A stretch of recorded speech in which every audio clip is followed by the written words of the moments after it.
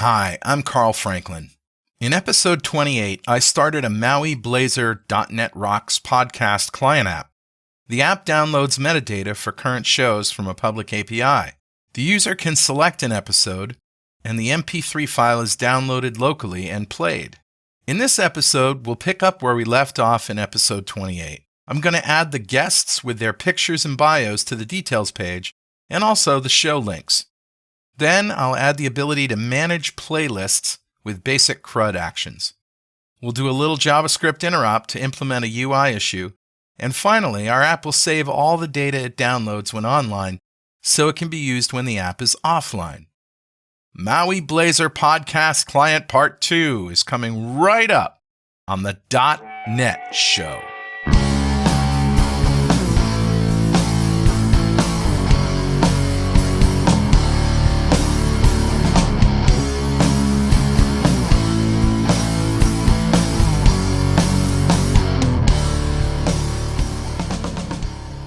Alright, so we're starting with the MAUI DNR1 MAUI Blazor app project from episode 28. And if you don't remember, here's the link.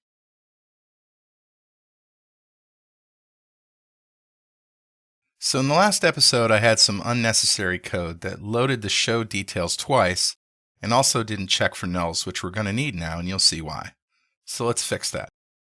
We're going to go to Pages, Details Razor CS, and replace uninitialized with what's in the repo. So in episode 28, I told you that get show with details returned the show but no details. Not true.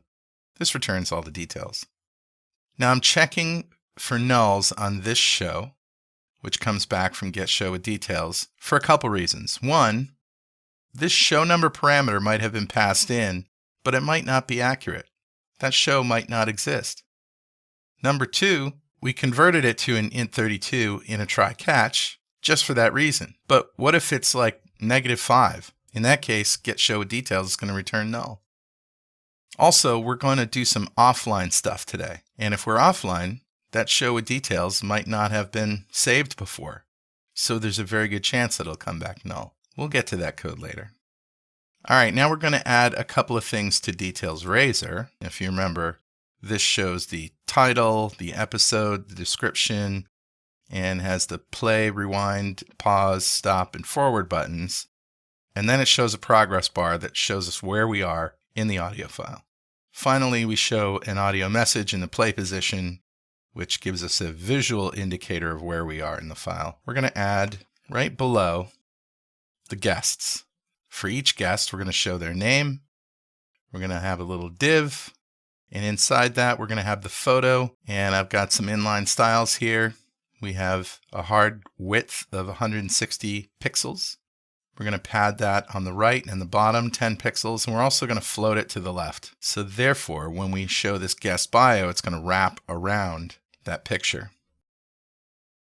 And then we've got a break with a clear left, which means that anything below that will clear the photo and the bio. Right below that, we're going to show the links. For all of the links in Show Details Links, we have an anchor. We're going to set the target to _blank so it goes to a new page. Probably don't need to do that, but I'm in the habit. We have the href, which is the URL, and the text, which is the text. So let's just run this. Okay, so I'll go to the first one here. So there's the play controls. And now down here, I've got the guest and links. Let's go back and pick a show that has two guests. Martin Woodward and Emo Landworth. There you go. That looks pretty good. All right, let's move on. So next we're going to begin the playlist functionality, but we're going to only go so far as to manage the playlists. We'll actually implement them in another episode. So what is a playlist? A playlist simply lets me pick a bunch of episodes and then add them to a list and tell the app to play them all in order. So I might have a playlist for the Geek Outs, I might have a playlist for what I want to listen to in the next hour, etc. So the first thing we're going to do is replace Globals.cs with some code to manage the playlists. So first we have a list of all the playlists, which is an observable collection of playlists, the currently selected playlist, a path to the JSON file. The JSON file will be where we keep the playlists. And then we have a load. We're setting the JSON file to the cacher playlists.json. And in a try catch, we're going to see if that file exists. And if it does, load it all into a JSON file and deserialize it into a list of playlists. Now, if that file is corrupted or something happens, we've got an issue. But if all goes well, notice we're deserializing to a list of playlists and then creating an observable collection from that list. Save playlists. If the file doesn't exist, we're going to go to load playlists. And what that will do is it will set the playlist JSON file. But I only want to do that in one place. So then we convert our observable collection to a list. We serialize that to JSON and write it to the file. So now we're going to need a page called playlists where we can manage our playlists. We want to be able to add new ones, delete existing ones, edit their names, and select one. So basic CRUD stuff. We're going to add a new Razor component called playlists. And we're going to include that same arrow left button that we have at the top of details, right? Same thing. Now we need to add a code behind page. So this has our navigate home method. Now we have to have a way to get here from the index page. So we're going to add a button and a method to do that. Let's add the method first to the code behind. Navigation Manager, navigate to playlists. And now let's add the button here. Now one more thing I want to do is go back to the code behind for index. And right here in onInitialized async, before we get the next batch of shows, we're going to call Globals.loadPlaylists. Remember this? So it's a static method, load playlists, and it loads whatever we have on disk, if we have something on disk, into our playlists observable collection. Now, if there's nothing there, it's no big deal because we've initialized the playlists observable collection as a new observable collection of playlists. Let's test it out right now. So we'll click the playlists button. There we go. Now the only thing we can do is this. But it does work. Okay. The next thing we're going to do is wire up the playlists page with basic functions to add, retrieve, update, and delete playlists. So first we need an enumeration that will let us know whether we're adding, editing, or neither.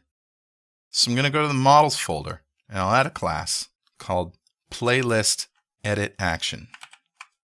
And it's actually an enumeration. And this is so when we go to submit a change, we need to know whether we're adding or editing because we're going to reuse the same UI for both.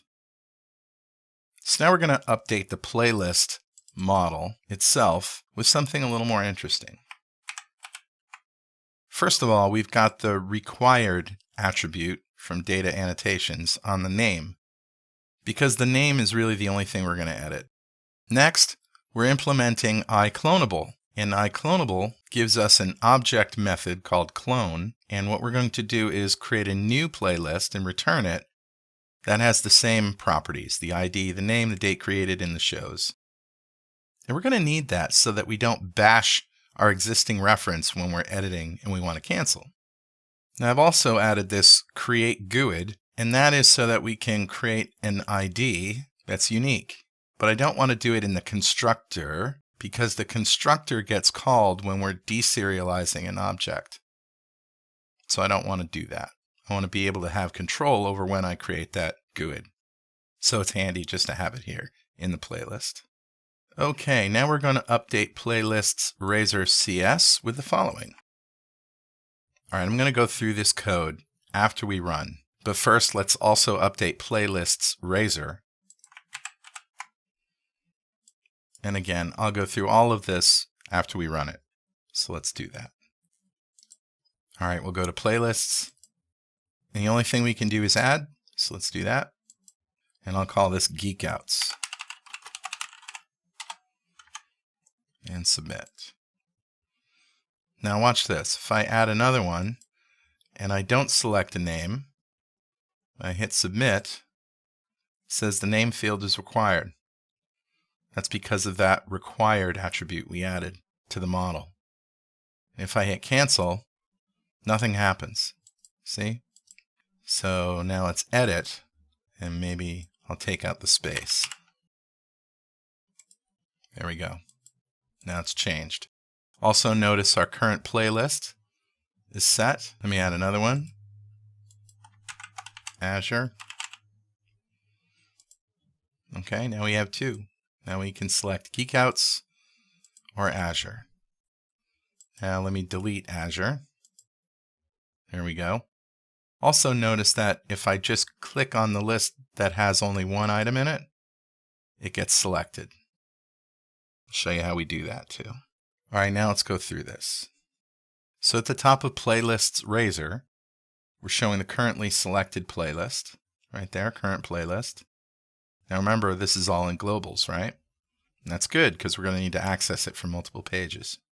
Now the next section shows a drop-down list of the playlists we've already created, but only if we have some in our collection, right? So if there's no playlists there, we don't see any of this. We don't need to see a list box if there's nothing in it. So that's what this directive does. Now we have our select, and I've added this class form control, which is just bootstrap basic stuff. You can style it however you like. That's what's great about it. So I have onChange, which happens when we select an item in the list. And I also have an onClick, and we'll get to that in a second. Now inside the select, we have options, right? So we're going through each of our playlists. And the first condition is the selected playlist is not null. And this playlist is the selected playlist.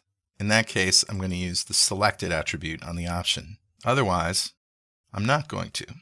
Now let's go to playlist selected.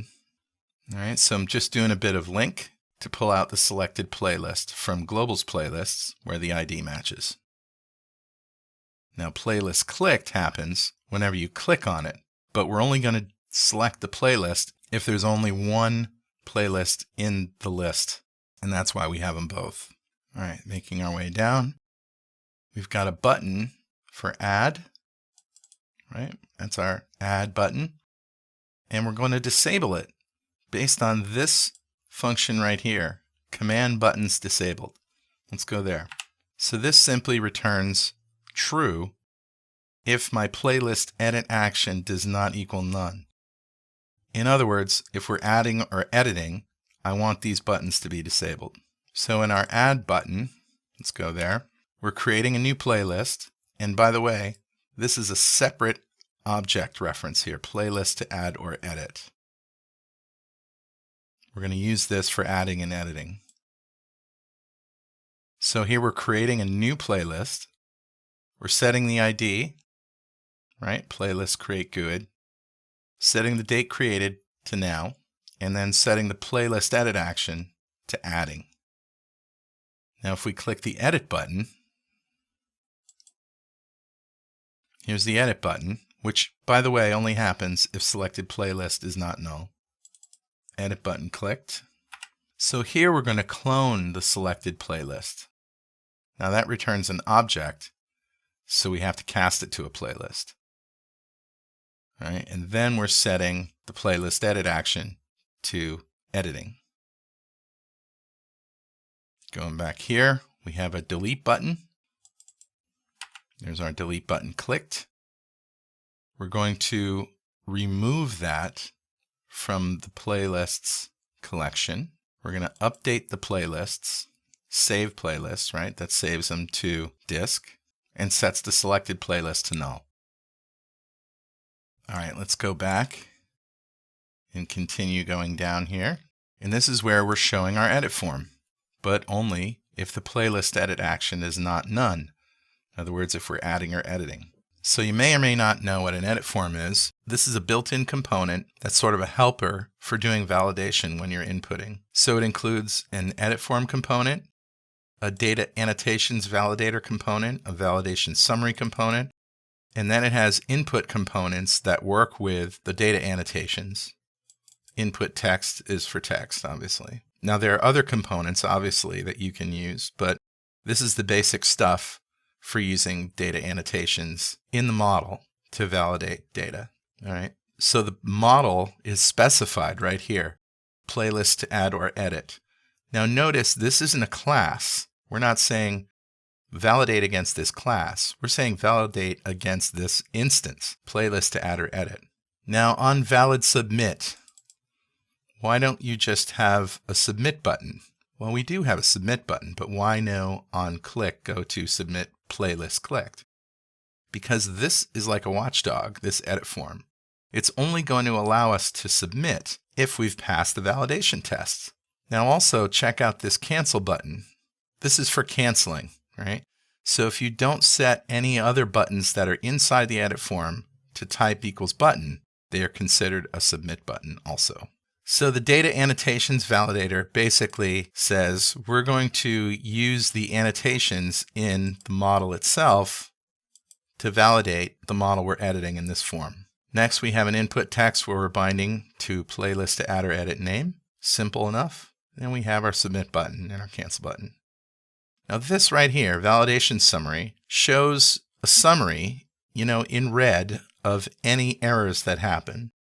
So before when we tried to submit a playlist with a blank name, this showed the name is required. And these validation annotations exist for email addresses, for custom validation, like they're you can get very explicit with them. Okay, so the next thing we're going to do is we're going to add an indicator to the main page or the index page if the user has selected a playlist. We want to show what the currently selected playlist is somehow in the main page. So we're going to go to index.razor.cs, and somewhere in here, it doesn't matter where, we're going to add this playlist button text read-only string property. And so this is going to show the text in the button that navigates to the playlists page. So by default, we're going to show playlists. But if the selected playlist is not null, we're going to add a space and the selected playlist name. Now all we got to do is come up here in index.razor and change this to this. This is it. Just at playlist button text. Everything else is the same. So let's try it. Go to playlists, select Geekouts, go back, and now it says playlists, Geekouts. All right, we need to do two more things. One is a stupid JavaScript trick for setting the focus. And here's why. If I go to playlists and I want to add, I want to be able to just start typing. So you notice the caret is not inside here. That's what I want it to be right there. So in order to do this, we need to add some JavaScript. So we're going to go to our web root to index.html, which I still think is awesome that you have HTML in a MAUI application. We're going to add this script right here. So if you're a fan of Blazor Train, you've probably seen this before. This is solving a classic SPA problem. And the problem is that we want to set some Boolean or some value that when the page renders next will show a field. In this case, we're clicking the add button and we want to show that whole edit form.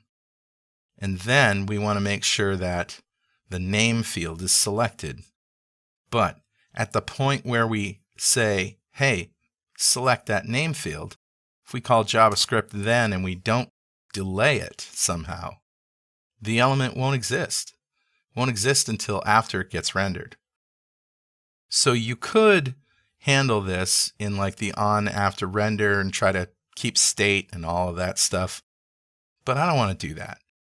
This is the easy way out. So my app is going to call SetFocus right here.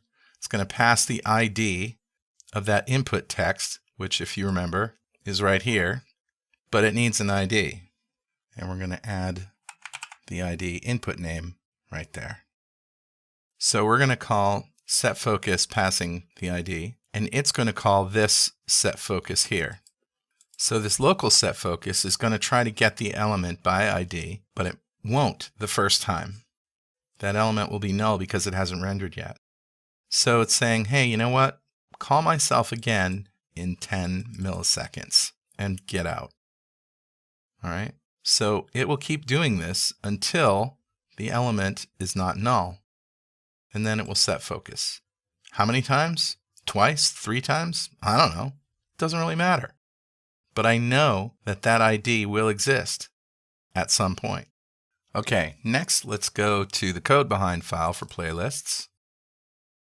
And we're going to change our add button clicked and edit button clicked so that they will also call SetFocus.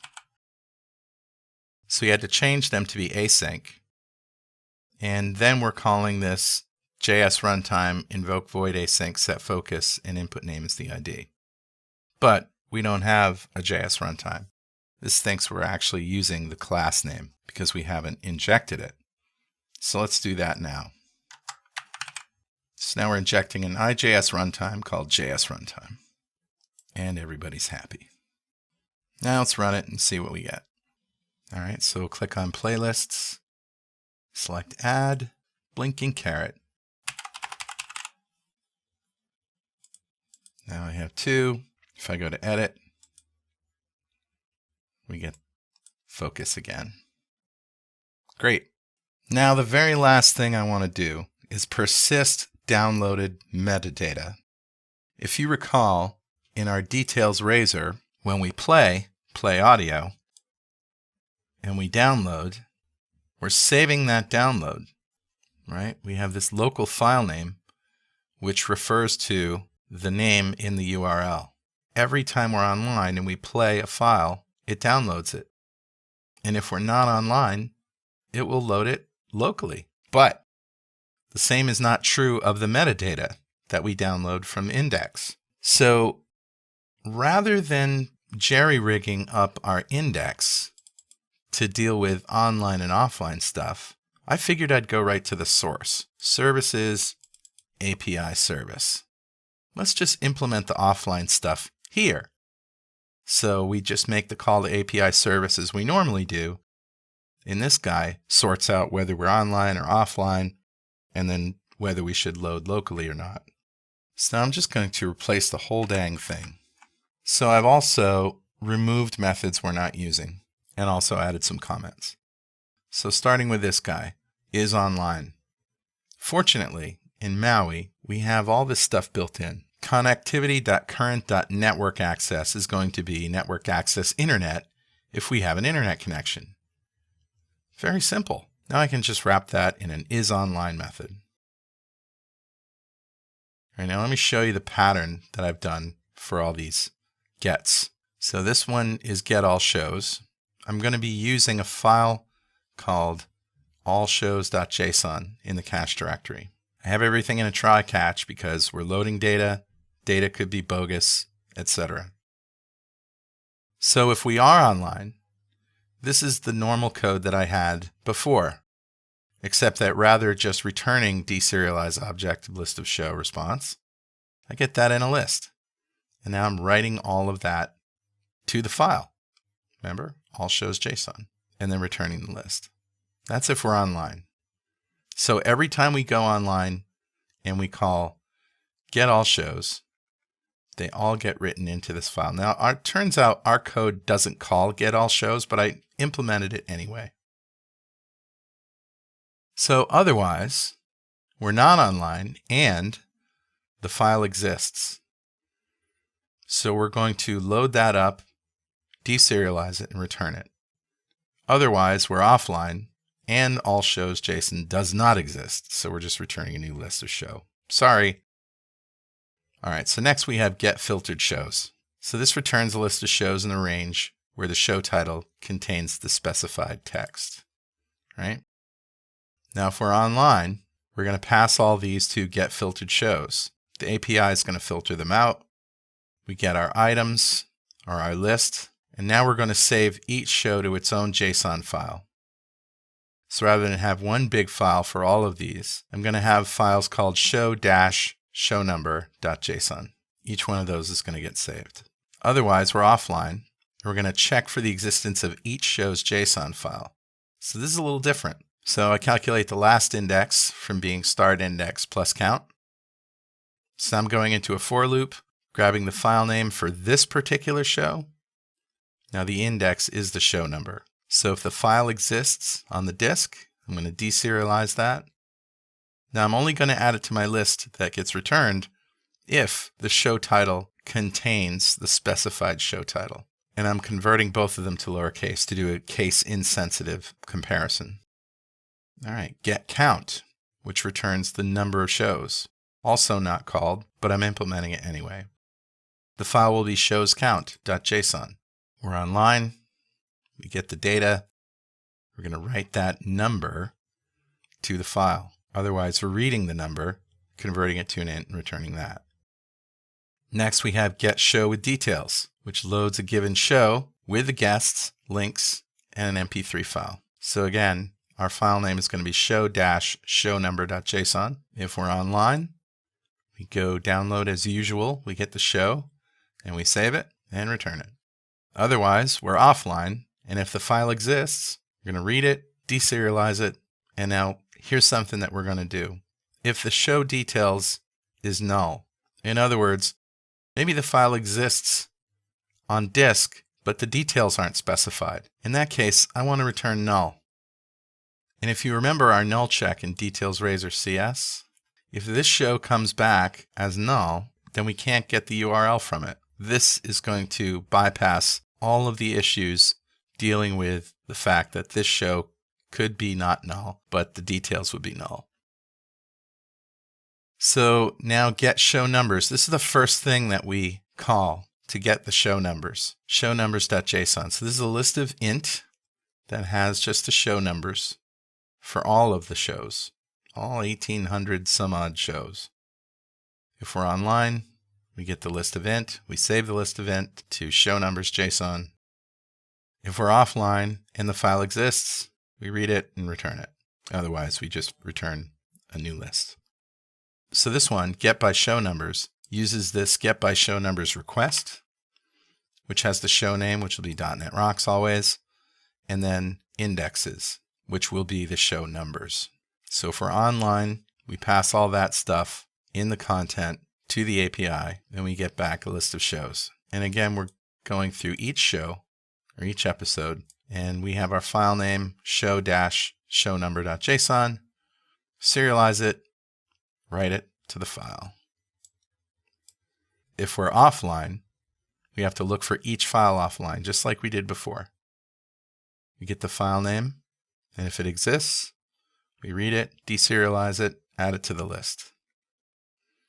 And that's it. So how do we test this? Well, the first thing to do is just run it, and then select a couple of episodes. Select this one. All right, at this point, we've got Debbie O'Brien's picture, and we've got the links. And so all the shows and the details, including the file name, have been downloaded. But it isn't going to download the MP3 file until we start playing. Amazon Business Honors Jill Lau, Chief Procurement Officer. Okay, now that has been downloaded and it starts playing. So now, let's close this. And I'm going to pull up the control panel. I'm going to go to Network and Sharing Center, change adapter settings. I'm going to disable my internet. So now my internet is disabled. Now let's run it again. Now look, I have all this metadata. That's good. Now if I go to episode details, look, Debbie's picture is there. No problem. Let me play. Amazon Business Honors Jill. No problem. Now I'm offline. But let's try one that I haven't downloaded. This one here, Sean Wildermuth. If we go to episode details,